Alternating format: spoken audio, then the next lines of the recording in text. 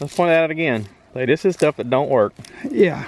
We're looking at rewiring a connection here where it's all torn apart. And we're going to show you a good way of splicing wires. A excellent way of splicing wires. That's one place you can use it. You can use it over here. You probably want to just edit these in as field shots or whatever. But anyway, whatever. However you're doing. If you're doing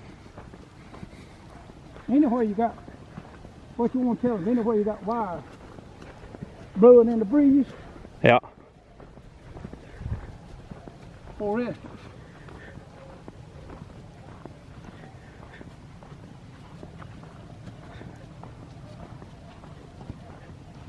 marker lights on these big trailers.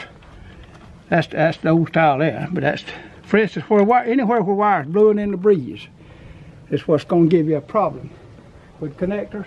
And anywhere that gets water, anything of that nature. Now, all right, come on in here and we'll do that right now. I'll show you right now how I do that and what you need to do. We need to cover that. We'll have that part done. And then we'll get this other new. Like I say, you have to edit this stuff in to make sense to it. But I've done a big old long video. We got to do it hard. And all right, and then I'll show you what. Now this, you may have to just go through the yakking mess and then. Oh. Yeah, okay, we'll go that way. Oh. Find all my stuff, huh?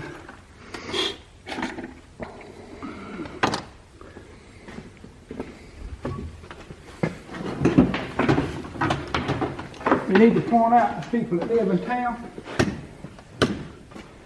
if they do anything at all, they need one in. The heat gun? There's 1,000 uses for it. Yeah. I mean, it is a handy thing to have. There's all kind of things that you can think of you need to do. All right.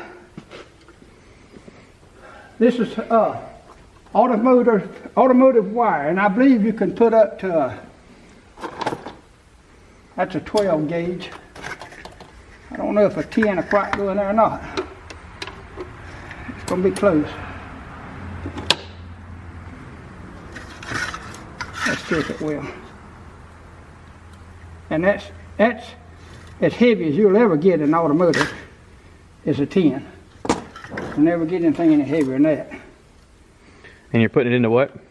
Into copper tubing. Copper tubing. Which is, I think it's 1/4 inch copper tubing. I believe it's what it is. And the whole reason we got on this subject the other night is we were talking about how whenever you're splicing wires, a lot of times you use those little crimper things and they've got aluminum in them and the aluminum fails. Or it's got tin, and tin's even worse. But copper is a good conductor of electricity, and this right here will make sure that you never have to worry about losing your connection. This will not fail in the elements. And this is just a demonstration. This is the slow way to do it, but it's actually better, I think, than soldering, because when you solder, you fatigue your wire. So I think this is better, but I know that it's foolproof. Get you one of these little tubing cutters. They cost a couple of dollars. Cut it off about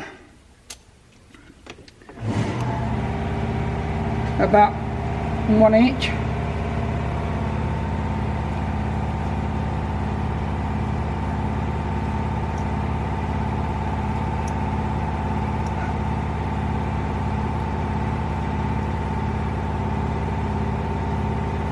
It's taking me longer than it should, ain't it?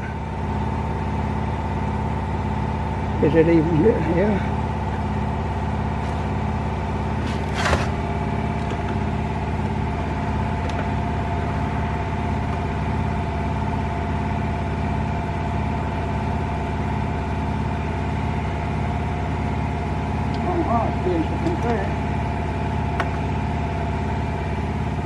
Okay.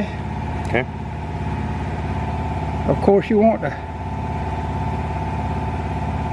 Now this is 10 gauge, so it fits a little tight.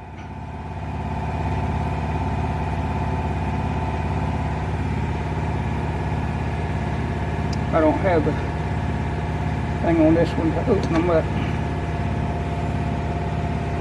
And I can't see. If you're like me and you can't see, that's a problem.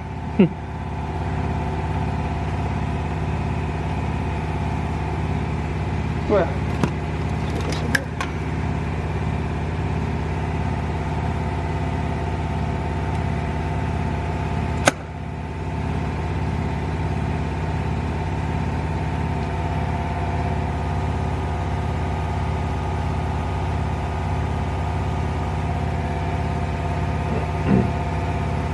it's going to be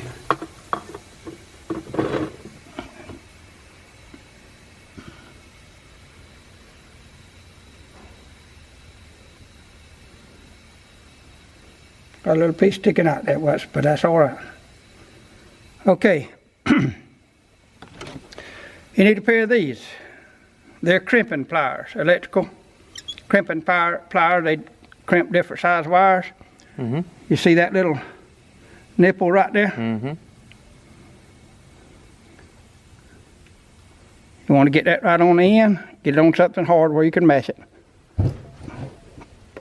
And you crimp that. Then you come to the other end and you crimp that.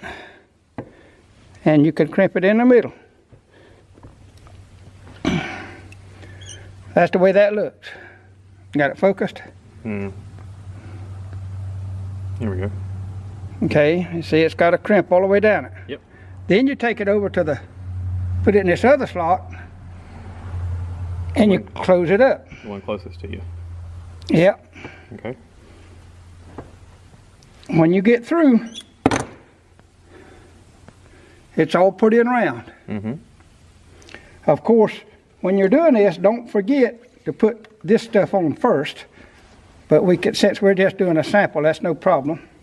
That's heat shrink. Yep, that's Okay. just heat shrink. Two different sizes of heat shrink. Shrink. Is the way I do it. I like to make sure it works good. Slide one over it.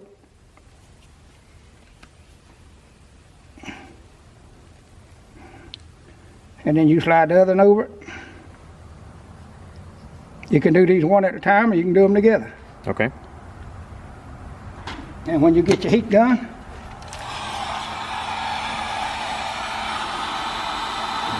It's like an industrial hairdryer.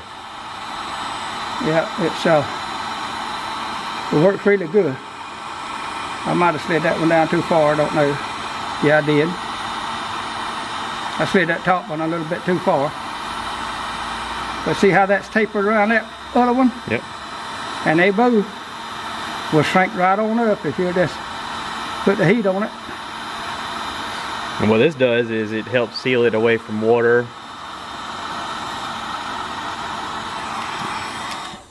That connection right there won't fail. It just will not fail.